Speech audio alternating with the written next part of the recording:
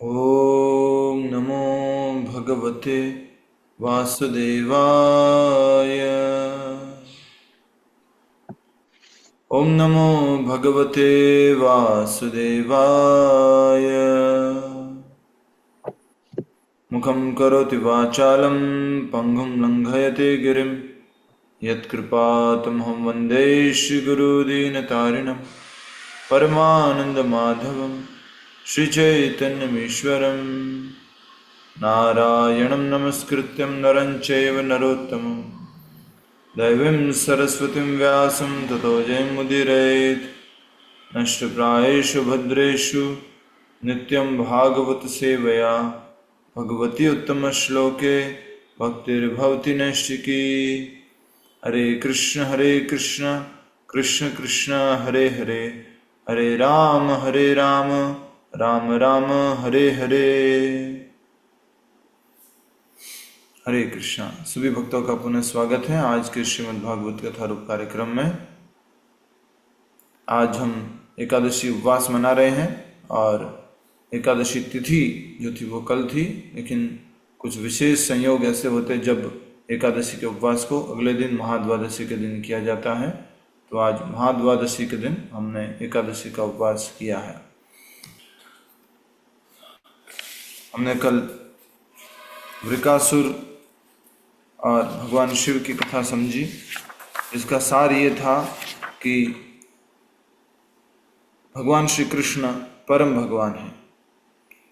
उस कथा का सार ये है कि भगवान श्री कृष्ण परम भगवान हैं और शिव जी भी कई बार अपने भक्तों को, अपने उपासकों को इस प्रकार का वरदान दे देते हैं जिसमें वो खुद भी फंस जाते हैं और परेशान हो जाते हैं। तो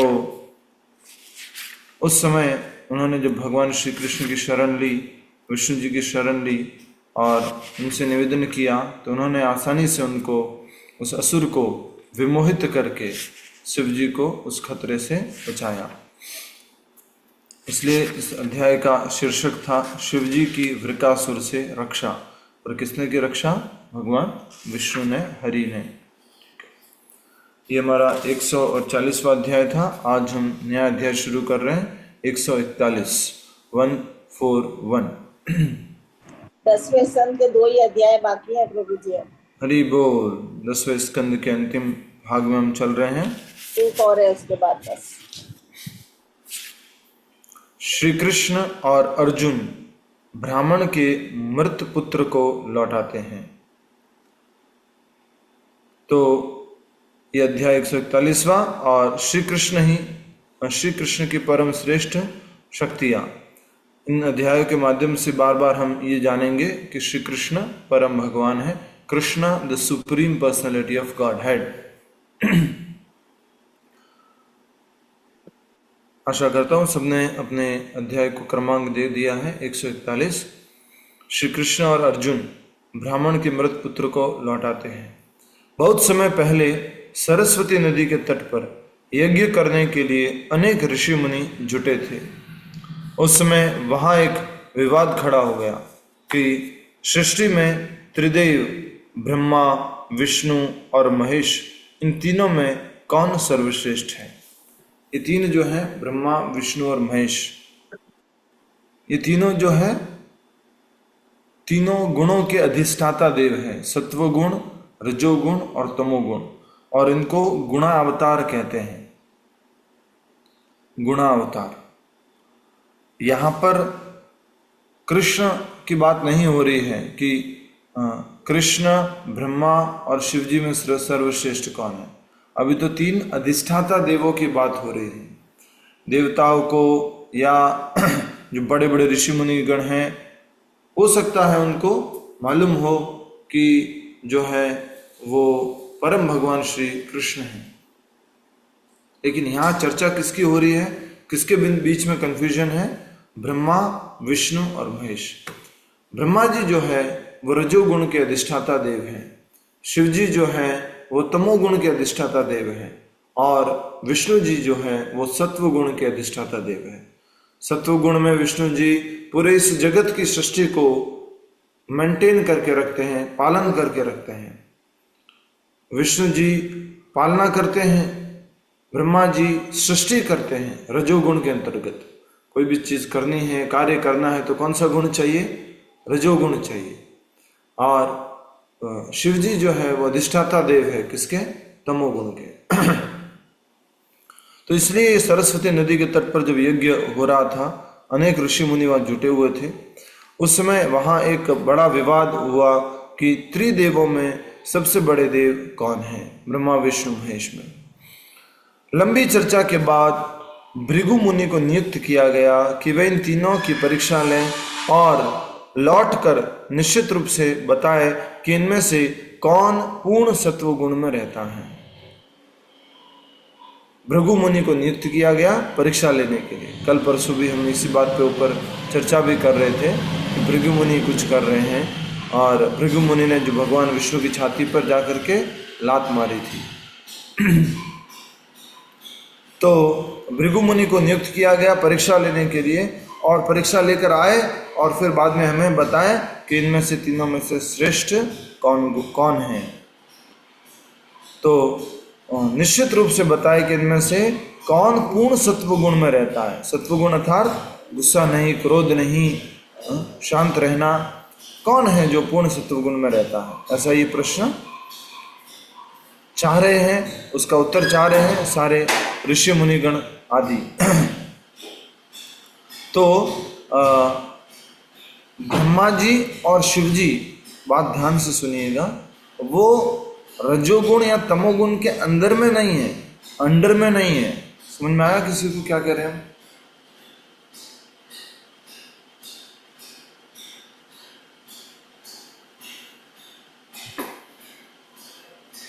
वो सत्व गुण के अधिष्ठाता देव है, मैनेजर है, कंट्रोलर है विष्णु जी। तमोगुण के अधिष्ठाता कंट्रोलर है कौन है? बोलो। शंकर जी। या शिव जी, शंकर जी। और रजोगुण के अधिष्ठाता देव है ब्रह्मा जी। इसका मतलब ये नहीं है कि वो उस गुण के अंतर्गत है, तीनों ही सत्व गुण में रहते हैं, पर कभी कभी ब्रह्मा जी और विष्णु शिव जी कभी कभी रजोगुण के अंतर्गत या तमोगुण के अंतर्गत आ जाते हैं। वो उनके अधिष्ठाता देव है। समझिएगा, समझ में नहीं आया तो पूछिएगा। तो सबसे पहले भृगु अपने पिता ब्रह्मा जी के पास गए। उन्होंने जानबूझकर न तो अपने पिता को प्रणाम किया, न ही उनकी प्रशंसा में कुछ कहा। अपने पुत्र के इस उद्दंड व्यवहार को देखकर ब्रह्मा जी क्रोध से तमतमाने लगे और उस अपराधी को शाप देने के लिए तैयार हो गए, परंतु अपने विवेक बुद्धि की सहायता से उन्होंने जैसे तैसे अपने क्रोध को शांत कर लिया। किसने? ब्रह्मा जी ने। भृगु मुनि ब्रह्मा जी के क्या लगते हैं? उनके पुत्र लगते हैं। तो वैसे पिताजी को देख करके क्या करना चाहिए? प्रणाम करना चाहिए, उनकी प्रशंसा में कुछ शब्द बोलने चाहिए, लेकिन वो कुछ भी नहीं किया। तो भृगु मुनि ने देखा कि मैंने ऐसा नहीं किया, इस कारण से ब्रह्मा जी गुस्सा हो गए, और गुस्सा हो गए हैं तो सोचा कि मन में कुछ बोल दूं मैं ब्रह्मा जी को। तो उन्होंने मन ही मन अपराध किया भृगु मुनि ने। कैसे? ये सोचा कि देखो बहुत गुस्सा आ गया, ये तो सत्वगुण में नहीं है, ये तो सबसे अधिक सत्वगुण में नहीं है। मन ही मन उन्होंने ऐसा सोच करके अपराध किया। इसको बोलते हैं मानसिक अपराध। ठीक है, नेक्स्ट। परंतु अपनी विवेक बुद्धि की सहायता से उन्होंने जैसे तैसे अपने क्रोध को शांत कर लिया। पहले उनकी कैसी इच्छा हुई थी? क्रोध में तमतमा उठे थे और क्या देने वाले थे? शाप देने वाले थे। लेकिन ब्रह्मा जी ने उसने उस क्रोध को नियंत्रित किया, कंट्रोल किया। वहां से निकलकर भृगु मुनि कैलाश पर्वत पहुंचे। अब पहले कहाँ गए? ब्रह्मा जी के पास, अब गए कैलाश। अपने भाई को आया देखकर शिवजी अत्यंत प्रसन्न होकर उनका आलिंगन करने के लिए दौड़ पड़े। भृगु मुनि और शिवजी आदि की उत्पत्ति किससे हुई है? माध्यम कौन बने हैं? ब्रह्मा जी। तो शिवजी और भृगु मुनि आपस में भाई लगते हैं। तो भाई को देख करके जो शिवजी अत्यंत प्रसन्न होकर उनका आलिंगन करने के लिए दौड़ पड़े। आलिंगन अर्थात गले लगाना है। परंतु भृगु ने दूर से ही उन्हें, दूर रहो, मेरा स्पर्श मत करो, शमशान की राख लगाने से तुम्हारा शरीर सदैव अपवित्र रहता है, कहकर तिरस्कृत कर दिया। अब इन्होंने साफ साफ क्या बोल दिया? तिरस्कार कर दिया, बोल दिया कि तुम तो शमशान की राख लगा के रखते हो, तुम तो अपवित्र हो। तो ये शिवजी को बोला, किसने? भृगु मुनि ने। सामान्यतया हम शरीर, वाणी तथा मन से अपराध करते हैं।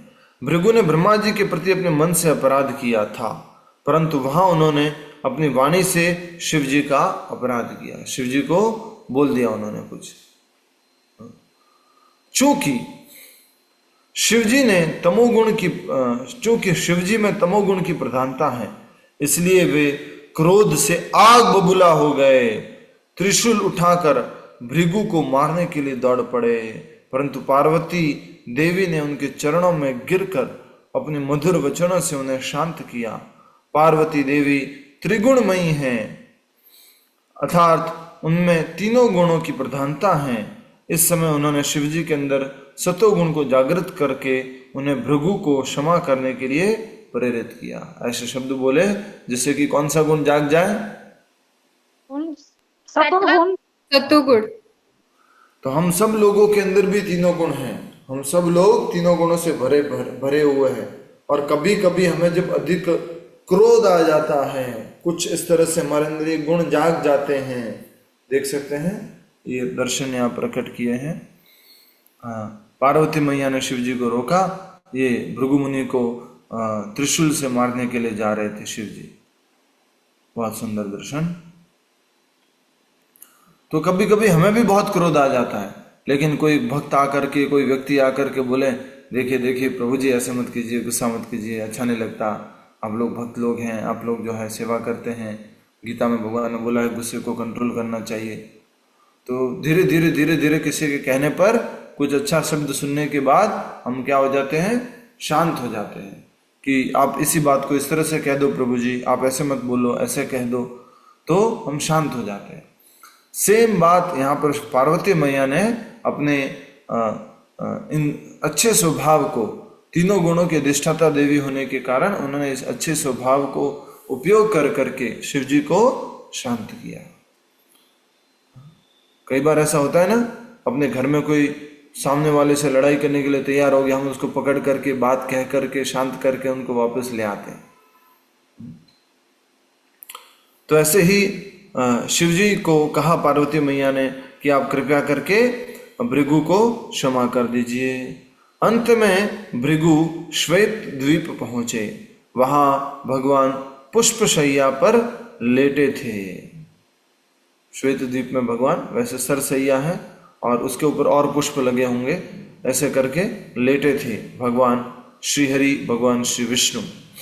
ये गोलोक वृंदावन में पहुंच गए क्या भृगु मुनि? हाँ, इस भौतिक जगत में श्वेत द्वीप में क्षीर सागर में पहुंच गए। ठीक है, इस भौतिक जगत में। नेक्स्ट, अंत में भृगु श्वेत द्वीप पहुंचे। वहां भगवान विष्णु पुष्पशैया पर लेटे थे। उनकी पत्नी लक्ष्मी देवी उनके चरणों को दबा रही थी। भगवान विष्णु के पास जाकर भृगु ने सबसे बड़ा अपराध किया और भगवान की छाती पर जोर से ठोकर मारी। यदि कोई ब्राह्मण भारी अपराध भी करता है, फिर भी वह क्षमा के योग्य होता है। इसलिए परम कृपालु भगवान भृगु पर क्रोधित नहीं हुए। भृगु को शाप देने की बजाय वे लक्ष्मी जी के साथ तुरंत अपने बिस्तर से उठे और उनके चरणों में सिर झुकाकर उन्हें प्रणाम किया। दर्शन करा दीजिए। तो सामान्यतया क्या होता है कि कोई मन से अपराध कर दे तो ठीक है, इतना बुरा नहीं मानते, कोई वाणी से अपराध कर दे तो हम थोड़ा बुरा मान जाते हैं, लेकिन कोई पूरा शरीर से अपराध कर दे, how dare he can raise his voice one level, how dare, sorry basic level क्या हो गया इंग्लिश में बोलेंगे तो, दर्शन आप चालू रखिए। How dare one can think like this about me, पहला। Second, how dare he can speak something about me, मेरे लिए कुछ बोल दे, and how dare somebody can slap me, इसकी हिम्मत कैसे हुई मेरे ऊपर, इसने जो है हाथ उठा दिया। और कई बार पहले तो कॉमन था क्या, बच्चों के ऊपर हाथ उठा देना, या जो स्कूल में बच्चे पढ़ते तो उनके ऊपर टीचर हाथ उठा दे, कॉमन था। यस और नो? कितने लोगों ने थप्पड़ खाए हैं टीचर के, जोर से थप्पड़े पड़ना, मैंने तो अच्छे से खाए भाई। कभी कभी तो वो टीचर वो जो अलग अलग तरह से मारते थे, और कभी तो बोर्ड के ऊपर खड़ा कर देते थे मैथमेटिक्स के टीचर, तो हाथ ऐसे करो और फिर जो है पीछे जोर से मारते थे। किससे? गाँव में तो टीचर छड़ी लेके छड़ी से मारते थे। और कभी कभी हम स्कूल में छोटे बच्चे थे 5वीं तक पर, निक्कर पहन के जाते थे, तो मालूम था आज तो काम होमवर्क किया नहीं है और मैथमेटिक्स के टीचर मारेंगे, तो एक निक्कर की जगह 3-3 निक्कर पहन के जाते थे, बोले थोड़ा कम लगेगा। तो हमने तो, पर आजकल कोई मार दे बच्चों को, उल्टा उसके खिलाफ कंप्लेन हो जाती है। तो टीचर्स जो है बच्चों को मारते थे, माता पिता जो है बच्चों, अभी मैं देख रहा हूं कि बच्चे कुछ भी गलती करें माँ बाप हाथ नहीं उठाते, बहुत मुश्किल है। मतलब हाथ उठाना बहुत लास्ट वाला ऑप्शन है, अच्छी बात है। और पति पत्नी के बीच में झगड़ा हो जाए तो पति, साधारणतया पति के ऊपर मान लीजिए कुछ झगड़ा हो गया, कुछ गुस्सा हो गया, तो पति ने थप्पड़ मार दिया, उसका कोई बहुत बड़ा इशू नहीं बनता था। हमने तो देखा है कि मेरे पिताजी कई बार मेरे माताजी को थप्पड़ मारे, कई बार थप्पड़ मारे। और लेकिन आजकल क्या है, अगर कोई पति अपनी पत्नी को थप्पड़ मार दे तो क्या, मेरे ऊपर हाथ उठाया तुमने, मेरे ऊपर हाथ उठाया, बात तो तलाक तक पहुंच जाती है।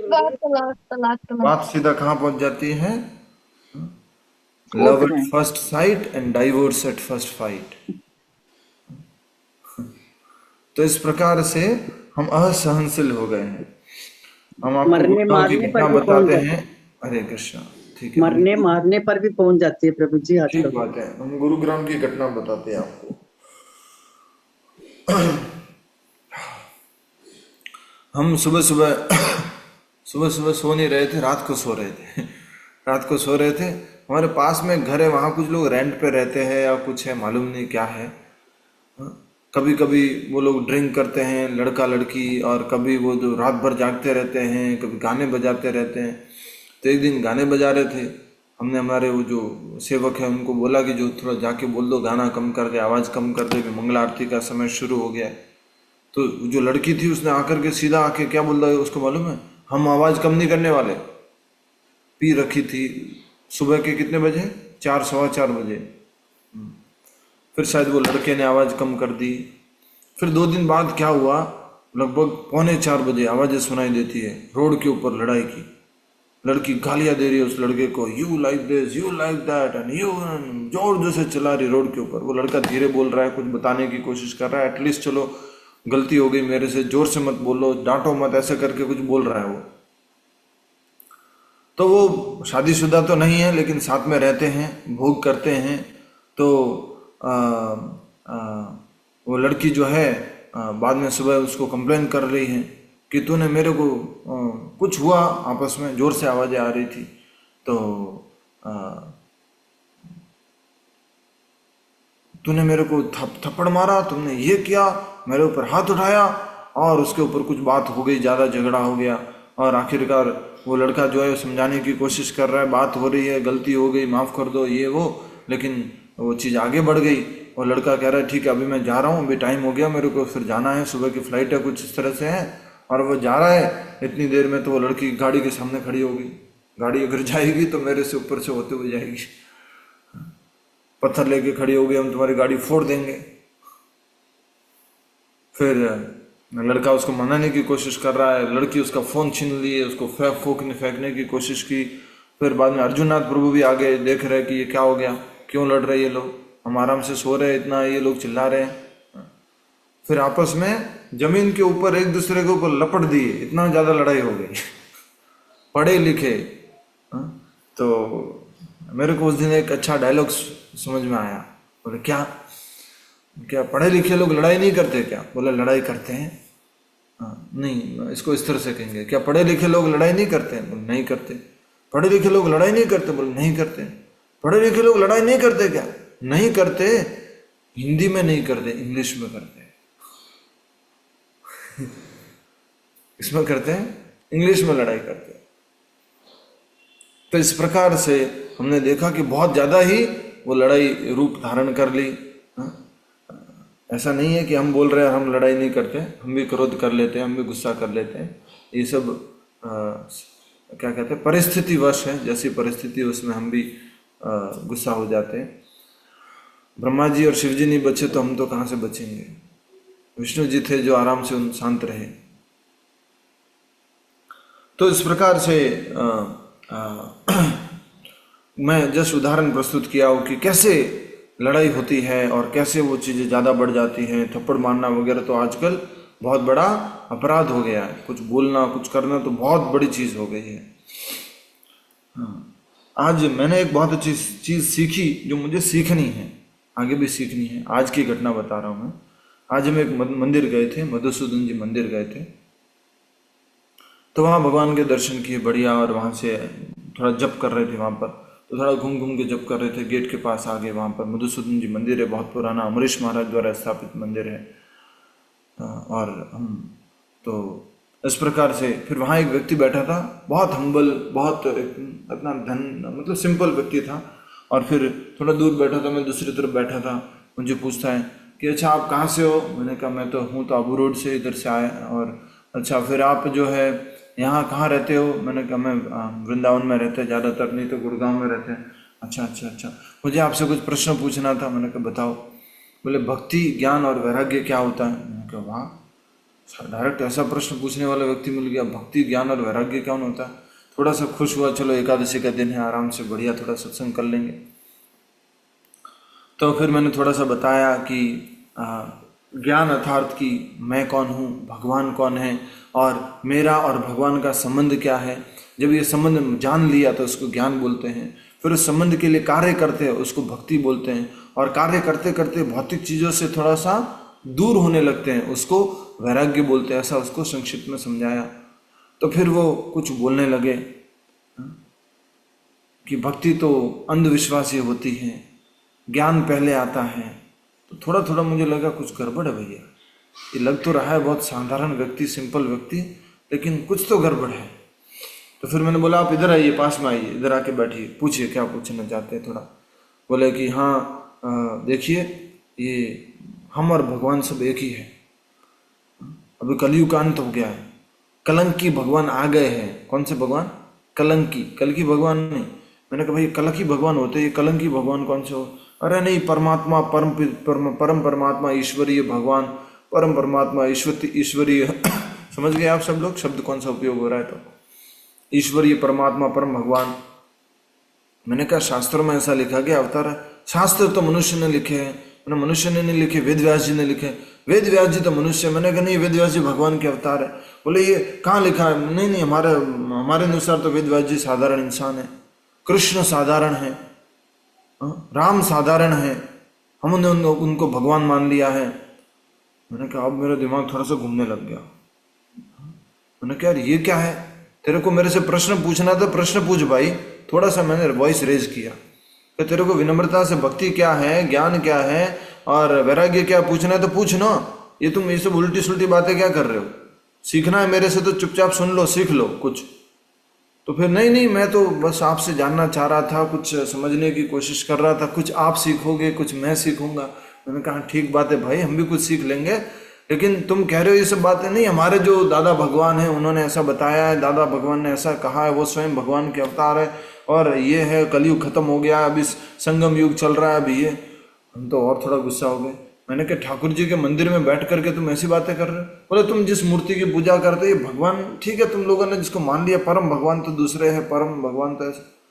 मैंने कहा वो साक्षात भगवान है जो अंदर खड़े हैं, ठाकुर जी मधुसूदन जी भगवान है। मूर्ख है तुम लोग ऐसी बातें करते हो। थोड़ा गुस्सा किया मैंने। समझ गए आप लोग कौन थे वो लोग? वो व्यक्ति कौन था? कौन से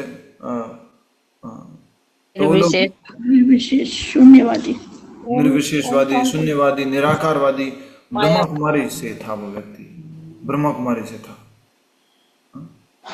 और ईश्वरीय पिता, प्रजापिता, ब्रह्मा जी और महाराज जी और सब कुछ कुछ कुछ बोलने लगे।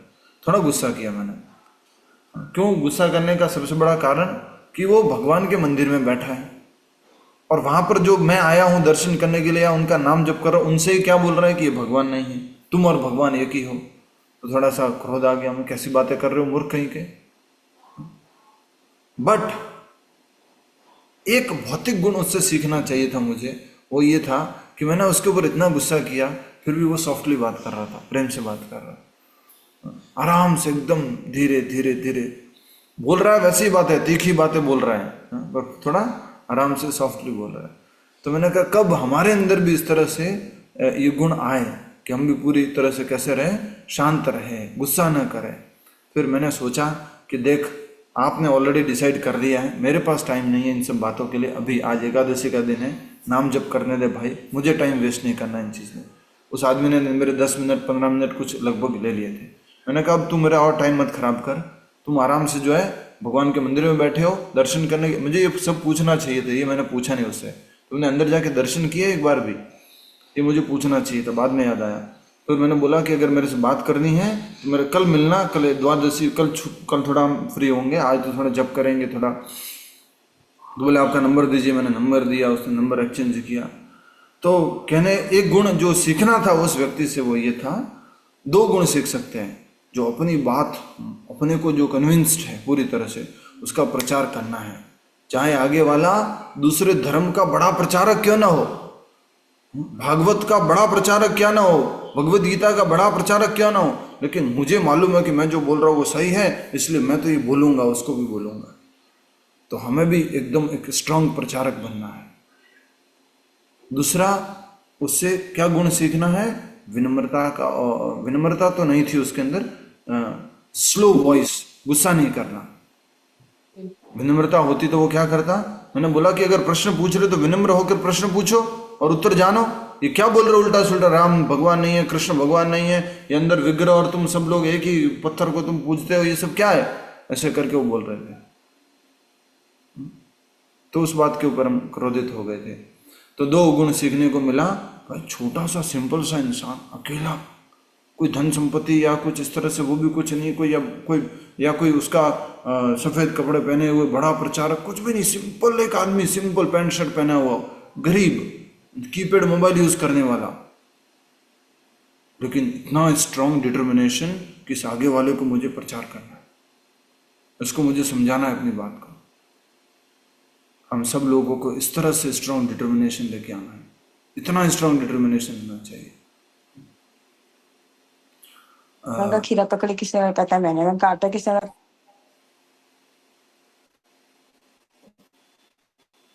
तो सब कुछ तूने कहा, मैं क्या उसे सलाद नहीं काटना आता, तो उसे खीरा नहीं काटना। उर्मिल माता जी, सलाद में काट दूंगा माता जी।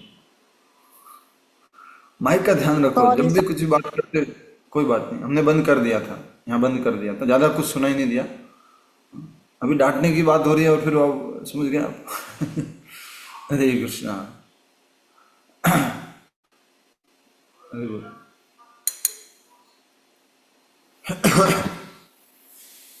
तो इस प्रकार से जो है कुछ सीखना है हमें, और हम वहाँ गए, भगवान का नाम जप किया अच्छे से, और फिर आगे कार्यक्रम के हिसाब से आगे बढ़ गए। कल उनसे देखते हैं, चर्चा होती है। तो पहला तो स्ट्रांग डिटर्मिनेशन होना चाहिए कि जो, देखिए इसको इस तरह से कहेंगे, उनको थोड़ा सा कुछ ज्ञान है, गलत ज्ञान है, लेकिन विश्वास कितना है? इतना। हम लोगों के पास 100%, मैं कह रहा हूं, परफेक्ट सही ज्ञान है, विश्वास इतना है।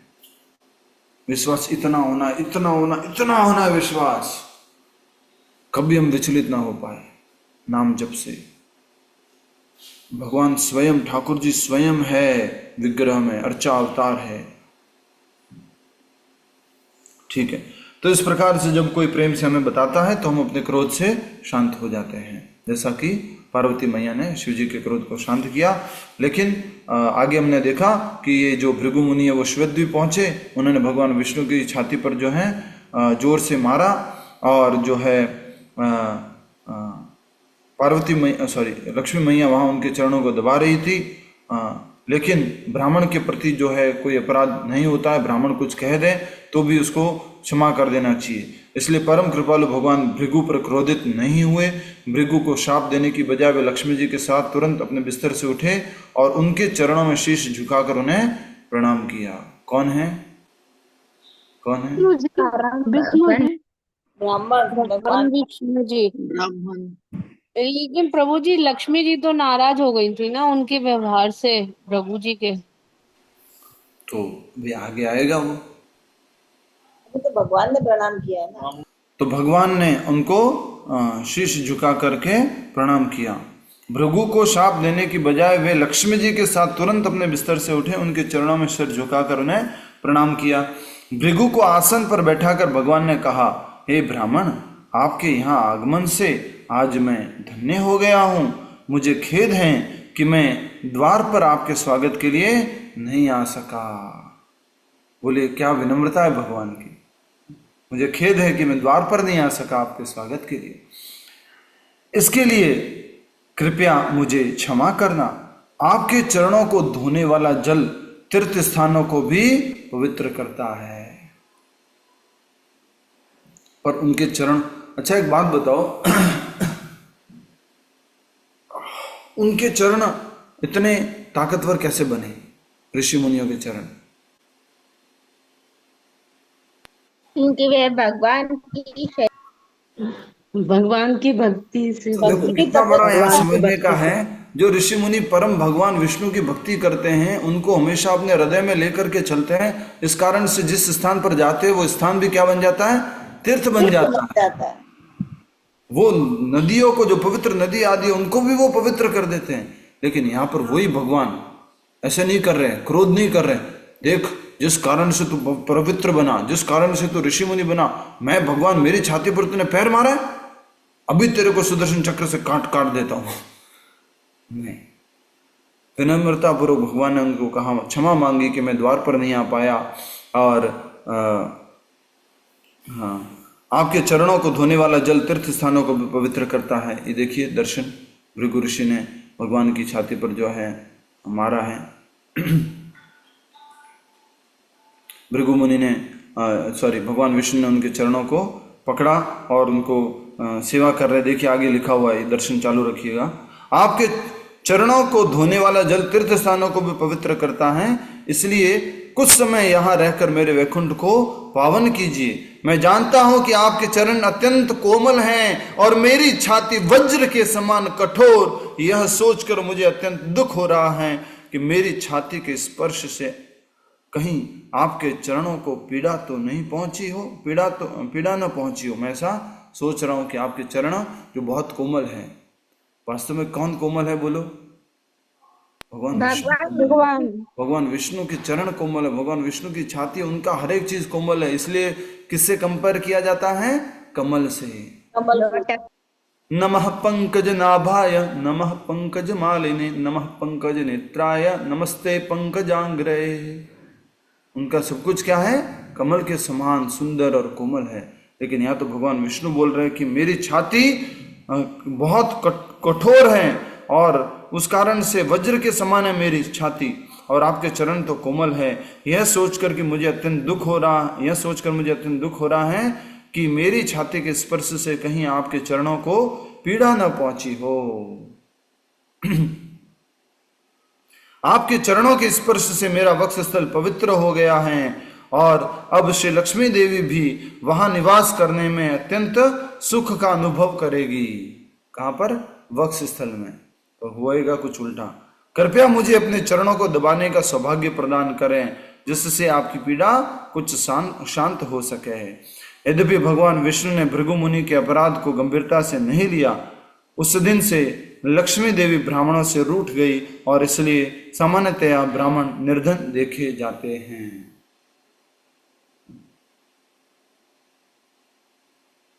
समझ में आ रही है? यस, प्रश्न पूछिए। जी मैंने जो सुनी थी स्टोरी, वो ये था कि भृगु ऋषि जो थे उनको अपने ज्ञान का बहुत घमंड हो गया था, तो जिसके चक्कर फिर वो वहां विष्णु जी के पास गए थे, तो विष्णु जी ने जब लेटे हुए थे उनको प्रणाम नहीं किया था, तो उनको ये लगा था कि मैं आया हूँ, मुझे प्रणाम नहीं किया, तो इस घमंड में थे। तो जब उन्होंने उनकी छाती पे पैर रखा तब यही हुआ था कि विष्णु जी ने उनके पैर छुए थे और बोला था मुझसे गलती हो गई, तो आइए मैं आपके पैर दबा देता हूँ। तो उनके पैर के नीचे एक आंख थी, तो वो जो आंख थी उन्होंने जब वो फोड़ी तो उनका घमंड जो था वो चकनाचूर हो गया। तो फिर वो बिल्कुल वैसे कि भगवान मुझसे बहुत बड़ी गलती हो गई, मुझे घमंड आ गया था अपने ज्ञान का। तो ये स्टोरी अलग है या ये सेम है? सेम स्टोरी है, लेकिन ये नहीं है कि भृगु मुनि ऐसे ही चले गए वहां पर। भृगु मुनि के जाने का कारण ये देव ऋषि मुनियों के बीच में चर्चा है कि परम भगवान कौन है, तीनों गुणों से परे या अधिक सत्व गुण में कौन स्थित है, ये जानने के लिए भृगु मुनि गए थे। आगे कथा में ये आता है, इसमें भागवतम में है कि नहीं अभी हम देखते हैं, लेकिन अन्य पुराण में, विष्णु पुराण आदि में इस तरह से ये कथन आएगा, कथा आएगी जिसमें वो उनके आंखों को, तीसरी आंख जो पैर में है उनको फोड़ देते हैं। जी प्रभु जी। ठीक है, आगे।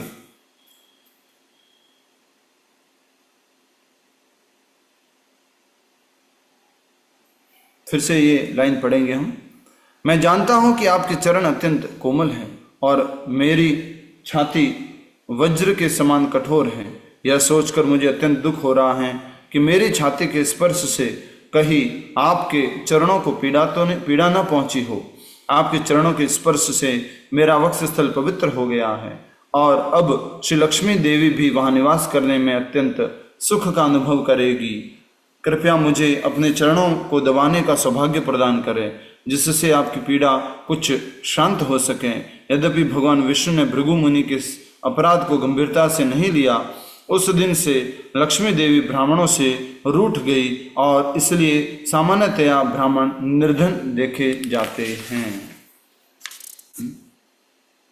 लक्ष्मी देवी ब्राह्मणों से रूठ गई और रूठ करके ब्राह्मणों को श्राप दिया है, भृगु मुनि को श्राप दिया है कि ब्राह्मण मेरे से दूर हो जाएंगे, मेरी कृपा उनके ऊपर नहीं होगी, लक्ष्मी कम होगी।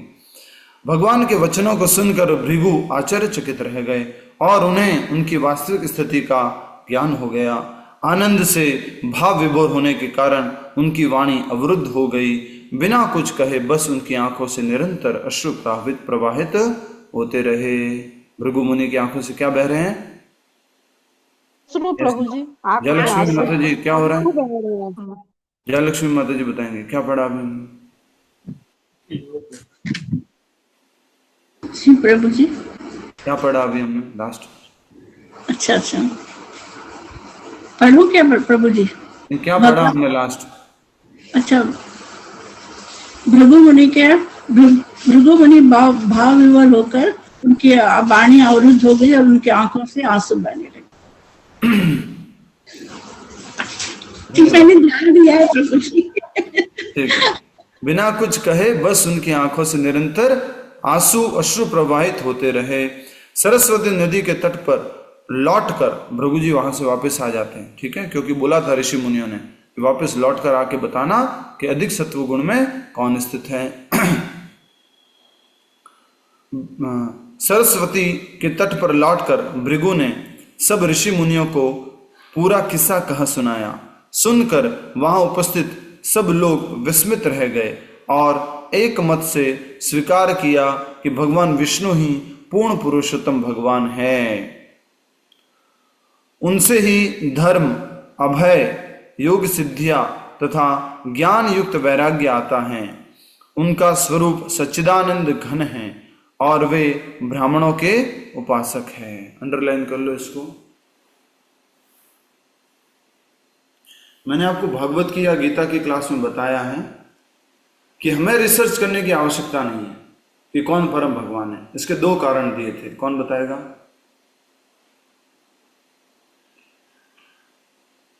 3 कारण दिए थे। यस,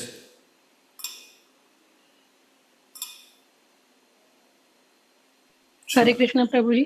4 कारण दिए थे। चलो बताइए। मैं बताऊं प्रभु जी? हाँ, हरे कृष्णा। बताइए। हमें हमें ये बताने वाले श्रील प्रभुपाद जी है जो भगवान के परम भक्त है, तो हमें वो जानने जाने की जरूरत नहीं है कि कौन परम भगवान है। और कोई? प्रभु जी, ब्रह्म संहिता में भगवान ब्रह्मा जी ने खुद बोला है ये बात, तो इससे पता चलता है गीता में भगवान ने खुद बोला है कि मैं परम ईश्वर हूँ, और भगवत गीता में भी बोला है, चौथा नहीं। 2 उत्तर सही हैं। 2, 4 में से 2 मिल गए हैं। और कोई? प्रभु जी, गुरु शिष्य परंपरा से प्रभुपाद जी हैं, तो उनकी बात को प्रमाणित करने की आवश्यकता नहीं है, वो तो प्रमाणित है ही। हाँ, सामान्य लोगों को अगर उत्तर देना है तो। यस, और कोई? 2? हमारे वेद पुराणों में कहा है प्रभु जी। और कोई? भृगु मुनि ने अभी अभी बताया उनके यस, एक्सपेरिमेंट से भृगु मुनि ने बताया अभी अभी, और यही उनकी सेवा थी कि वो मालूम करे कि परम भगवान कौन है। दूसरा एक और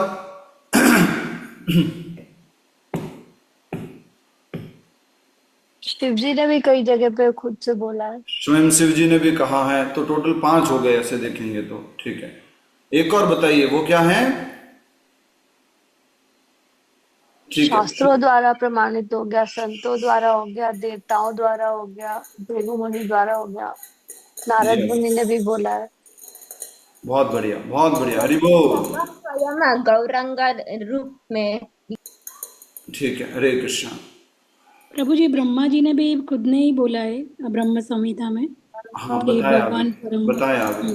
यस, ठीक है, शुरू से शुरू करते हैं। परम भगवान श्री कृष्ण स्वयं भगवत गीता में कह रहे हैं, मत्तः परतरम नान्य। भगवत गीता अध्याय 7 श्लोक 7.7 प्रभु। 7। ब्रह्म संहिता में स्वयं ब्रह्मा जी कह रहे, ईश्वर परम ईश्वर कौन है? कृष्ण। 2। तीसरा, शिव जी खुद कह रहे, आराधना नाम सर्वेशाम विष्णु आराधना परम। आराधना में परम आराधना किसकी आराधना है? विष्णु की आराधना। 3 हो गया। चौथा, नारद मुनि आदि शुद्ध भक्त और भी जितने भी शुद्ध भक्त हैं वो भी कह रहे हैं कि परम भगवान श्री कृष्ण है। 5वां, सारे शास्त्र बोलने वाले स्वयं भगवान थे, इसलिए वो स्वयं बोल रहे हैं। भगवान जो शास्त्र देखे वो सत्य शास्त्र हैं, तो उसमें लिखने वाले जो है, खास करके अगर हम देखें तो गणेश जी लिख रहे हैं, तो गणेश जी लिखने से पहले वेरीफाइड भी किए थे कि जो आप बोल रहे हैं वो मैं समझ करके लिखूंगा। वेद व्यास जी ने बोला था कि आप लिखो, नॉन स्टॉप लिखने के उन्होंने बोला था, मैं बिना रुके लिखूंगा। तो वेद व्यास जी ने बोला कि ठीक है, आप जो भी लिखो वो क्या करना, समझ करके लिखना, समझ करके लिखना। तो समझ करके लिखा है। तो जब अगर शास्त्र में ऐसा कहा गया है कि कृष्ण परम भगवान हैं, तो गणेश जी द्वारा भी क्या है, वेरीफाइड है। कितने प्रकार हो गए, कितने टाइप से हो गया? 5 प्रकार के। छठा, स्वयं भृगु मुनि ने एग्जाम ही ले लिया है, हमारे को डिस्कस करने की आवश्यकता ही नहीं है। भृगु मुनि ने एग्जाम लेके प्रमाणित कर दिया कि परम भगवान श्री कृष्ण है, विष्णु है। यहाँ तो खैर तीनों गुणों वाले भगवानों की बात हो रही थी। और 7वां,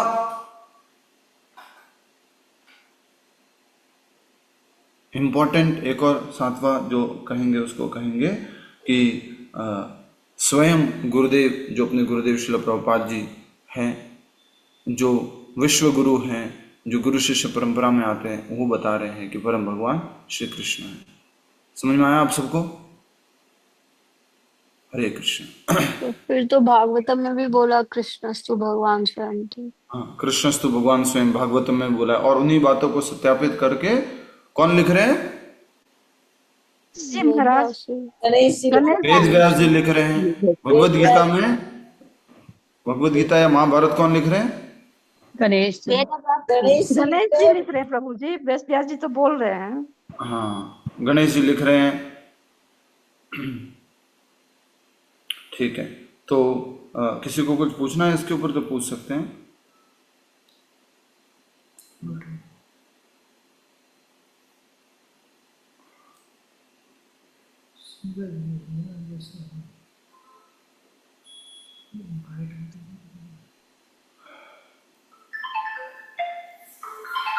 हरे कृष्णा। आगे बढ़ेंगे।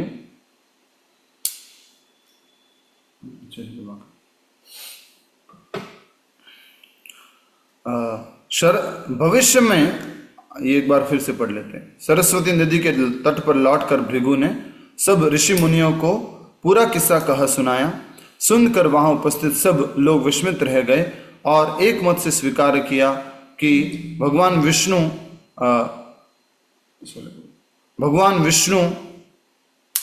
ही पूर्ण पुरुषोत्तम भगवान है।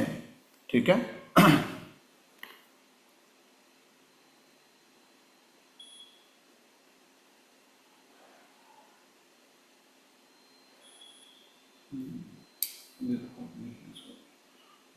ठीक है, ये तो बढ़िया क्लियर है, सही, गलत नहीं। कपड़ा है, कुछ कपड़ा नहीं। ठीक।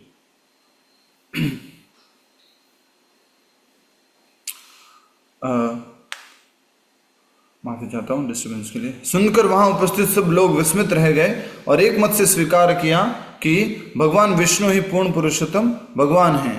उनसे ही धर्म, अभय, योग सिद्धियां तथा ज्ञान युक्त वैराग्य आता है। क्या क्या? धर्म, अभय, योग सिद्धियां और ज्ञान युक्त वैराग्य किससे आता है?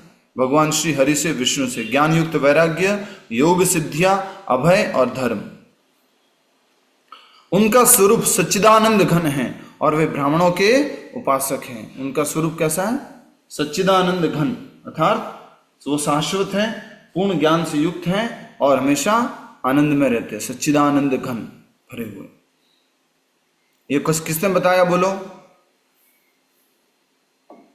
ब्रह्मा जी ने। हाँ,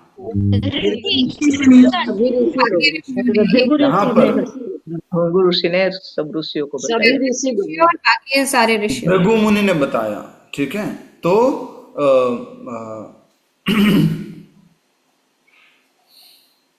भृगु मुनि जो है उन्होंने सबको बताया है और परीक्षण करके बताया है, परीक्षा करके बताया है। ठीक है।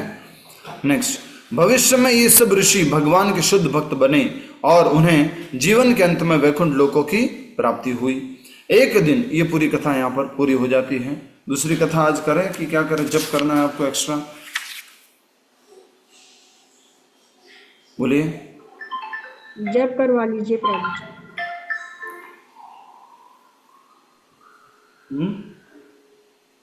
जप कर लेते हैं प्रभु जी। दूसरी कथा है जो ब्राह्मण के पुत्र थे, उनको वापस लाने के लिए कृष्ण और अर्जुन जाते हैं। तो लगभग 3 पेज हैं। जप कर लें। ठीक है, आज हम 1-2 माला हम कराते हैं, फिर आगे आप सब लोग कंटिन्यू करेंगे।